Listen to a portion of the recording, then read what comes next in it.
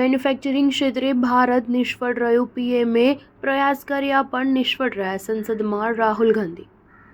સંસદના બજેટ સત્રમાં ત્રીજા દિવસે રાષ્ટ્રપતિના અભિભાષણ મુદ્દે ચર્ચા થઈ. ભાજપના સાંસદ રામવીરસિંહ બિધુરીએ ધન્યવાદ પ્રસ્તાવ પર ચર્ચાની શરૂઆત કરી હતી. હવે રાહુલ ગાંધી રાષ્ટ્રપતિના અભિભાષણ પર જવાબ આપી રહ્યા છે. આ દરમિયાન રાહુલ ગાંધીએ મોદી સરકારને આડે હાથ લીધી હતી.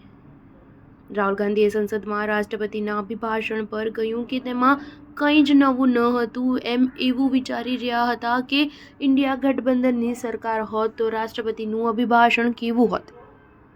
રાષ્ટ્રપતિ મુર્મુના ભાષણમાં બેરોજગારીનો કોઈ ઉલ્લેખ ન હતો. વડાપ્રધાન મોદીએ મેક ઇન ઇન્ડિયાની જે વાત કરી છે તે આઈડિયા સારો છે, પણ મોદી સરકાર મેન્યુફેક્ચરિંગ ક્ષેત્રે નિષ્ફળ રહી છે.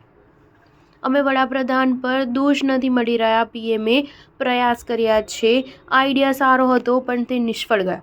રાહુલ ગાંધીએ કહ્યું કે મેન્યુફેક્ચરિંગ 60 વર્ષમાં સૌથી નીચા સ્તરે છે. મેક ઇન ઇન્ડિયાનો ઉલ્લેખ કરતા તેમણે ફોન બતાવ્યો અને કહ્યું કે ભલે આપણે કહીએ છીએ કે આ મોબાઈલ ભારતમાં બનેલો છે, પણ હકીકત એ છે કે ફક્ત અહીં એસેમ્બલ થયો છે.